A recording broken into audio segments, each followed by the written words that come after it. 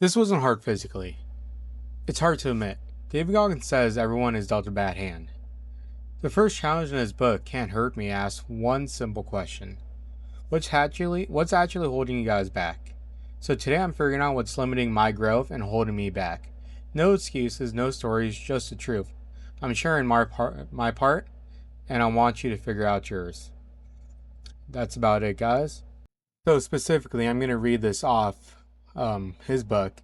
It says, and I'm sorry, I'm looking at it. It says,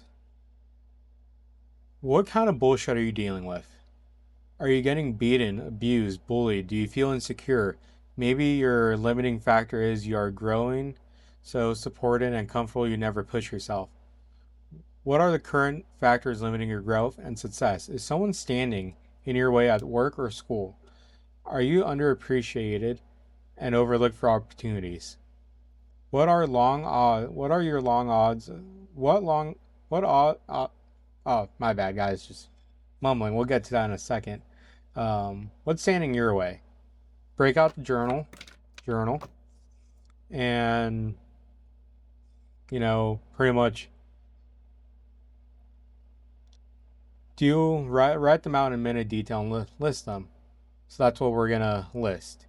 David Goggins says that it's not just physical trauma that you could be dealing with, which for me it wasn't physical trauma.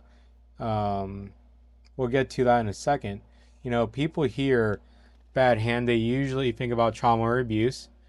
And for some people it's real. I'm not saying that's not out there. It's just not what happened to me. It's not always pain either. Sometimes it's being supported enough to stay comfortable. Sometimes it's being forced to push. Sometimes it's having to just avoid success for some odd reason. That can limit you as much because nothing ever demands more from you.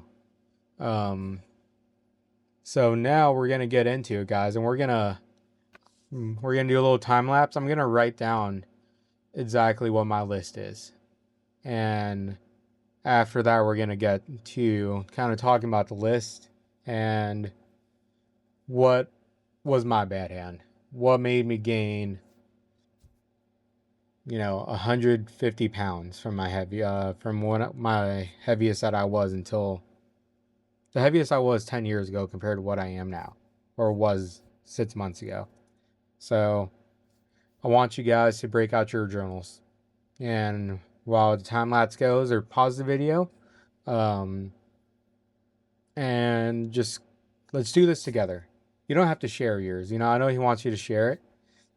You don't have to be sharing it. It's not your story, is yours to tell. If you decide to tell it, that's on you. If you don't, that's on you. But just know it. Just know what your factors are. Know what's holding you back. It's one of the things I actually kind of did when I started losing weight, because I had to accept hard realities, and we're going to be doing that right now.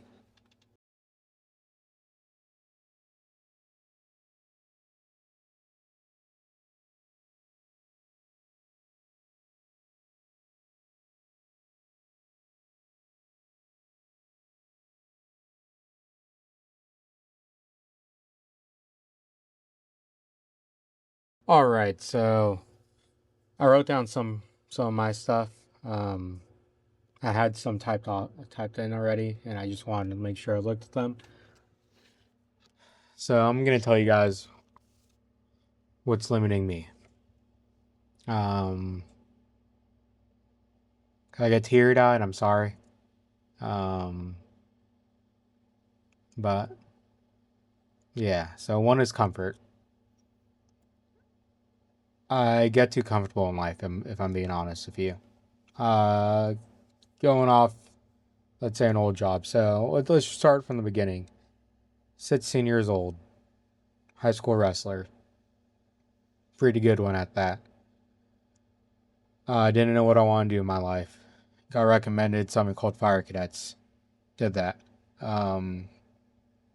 Pushed really hard. I tore my meniscus and still pushed hard. Finished wrestling season. Continued doing that. Went to school to get my fire science degree and our fire technology. Um, and then I found out about this program called the CCC, California Conservation Corps. So I wanted to go do that. When I did it, I loved it. I loved the work, being outdoors. At first, I didn't do fire training. I couldn't pass. I ended up falling in love with using chainsaws, and I ended up going to this program that was meant for felling trees. I ended up promoting to be a crew leader eventually, and in my mind, I thought that was good enough for me. I thought that I'll become a C1, so conservation supervisor, and that I could just live like that the rest of my life. I did it. I became a C1.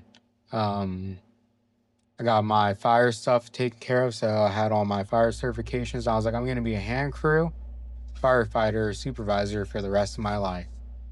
Well, stuff happened, and I lost that job. Um, After that, I was stuck, and I was just comfortable in that. That was not originally what I wanted to do. I wanted to help people, and yeah, I was helping in another way, but I was just too comfortable. And that's just one example. I have so many other examples of me just being too comfortable. Um, Another one was I wasn't humble. I was cocky. I thought like I could do anything, and that being as big as I was, that wasn't a big deal because I could still perform. I could still do a bunch of stuff. I was like, I was an athlete. That's why I'm able to do all this stuff. No, you're a hard worker. I'm gonna give myself props to that. I am a hard worker, and that's what got me through most things. I don't stop. Um, Another one was I couldn't accept reality. I was over 300 pounds, and I wouldn't accept that fact. I thought I was fine. I was doing jiu-jitsu. I was coaching wrestling. I was lifting weights. I was like, I'm a healthy guy. Fuck no, I wasn't. Four, I lacked structure. Um, I wasn't really shown structure in my life, if that makes sense. Like I was, but I really wasn't. I love my parents, but they didn't really enforce a lot of things. Like they tried to, but I don't know. Maybe it's on me. I didn't really listen. So I didn't really have any structure in my life, and still now, like I have to do to-do lists, and I only finish like half of it at the time, half of it most of the time because I just don't have the structure to do it. And I'm trying to structure my life even more. You probably can't see it, but I have a whiteboard here that's like a calendar, and I have stuff on there that I need to do. And even then, like today was a long run and push, and I didn't do the push workout. I did like a resistant band full body workout. That's another thing though. Another fifth thing was I was supported too much. You know, I love my parents, I love my family. There was too much support, and there was times where like I wasn't really supported. Like one instance, I remember my dad laughing at me because we were going to a 2 day tournament, and I was like, "Yeah, I might make it back home if I don't make day two." And he was laughing because he's like, "Oh, you're not gonna make day two because you suck." Well, that motivated me to get even better, and I did make day two, and I got pretty good at wrestling that the next year. But besides that, like I can't really remember a time where like I wasn't really supported hardcore. I've always been really well supported, and because of that, I never really felt the pressure. And when I did feel pressure, I would thrive in it. And to this day, you know, I have a high pressure job, and I do feel the pressure sometimes. Sometimes it does feel overwhelming, but I'm a duck. On the outside, cool, calm, collective. On the inside, I'm panicking. Um, Another thing is like I was always taught to have a backup plan. And it's great. Don't get me wrong, you should have a backup plan, but having a backup plan kind of limits my mind and tells me that, oh, it's okay if this doesn't work out because you're just going to do this. No, that's not okay. For me to have that mentality. Um, have a backup plan. Cool. If that doesn't work out, do that. But I was giving myself an excuse to find a way out and do whatever the backup was because it's easier. I didn't want to put in the hard fucking work. Even though I said I'm a hard worker, I didn't want to put the work that I needed to be done to do that. Um, Next one. I never really faced real consequences. Yeah, I got spanked. Yeah, I got hit. Yeah, all this stuff when I was a kid. I got grounded. But even when I was in school, I would get away with certain stuff because I was a good athlete. So like I was never really taught consequences to my actions. Like I've always been a good person, never want to get in trouble, never want to hurt people, never had all this stuff. Um, but like there's different consequences to like not getting good grades, which leads into like my next one is in school I wasn't pushed to do great. Yeah, my parents would look at my report card, they'd be kind of mad at it, but if it wasn't for my high school wrestling coach, I wouldn't have been able to really finish school. Like my dad always wanted me to go to college and work a office job, but school wasn't pushed to the point where like he was like it was like you need to have straight A's. And that kind of made me really lazy in school. And even like going for paramedic school was extremely difficult for me because I didn't know how to study. You know, everybody learns in a different way, and to this day I still don't even know how I learn. I just kind of do trial and error until I fucking figure it out. Um, let's see next. I lived in the past, and I tend to still do that if I'm being honest. Um, living in the past was something that I was like, oh, I'm a good athlete. Oh, I did this or I did that. I couldn't live in the present. I didn't accept the fact that the present day was this compared to what I was in the past. And that's something that I still have trouble with and I'm still working on. Eventually, I do think that I will get better. I am doing better already. But overall, that's living in the past is not good. Another one was I got complacent. I was happy in life. I was like, oh, I'll just do this. I make decent money. I have fun. I enjoy the work. Why would I want to do something that's gonna put me in an uncomfortable zone? Um, lastly, I was taught that being busy is good. Being busy is productive. Fuck no, that's not the truth at all. Yeah, busy is good, but what's the point of being busy if you're not being productive? And people confuse that together. No, you should learn something. You should be trying to do something like um, maybe it's a skill, but part of the business should mean that you're doing something that's going to improve your life. And I just wasn't doing that. I just worked a ton. Yeah, you're improving your life by making money, but what's the point of making money if you're not truly happy in life?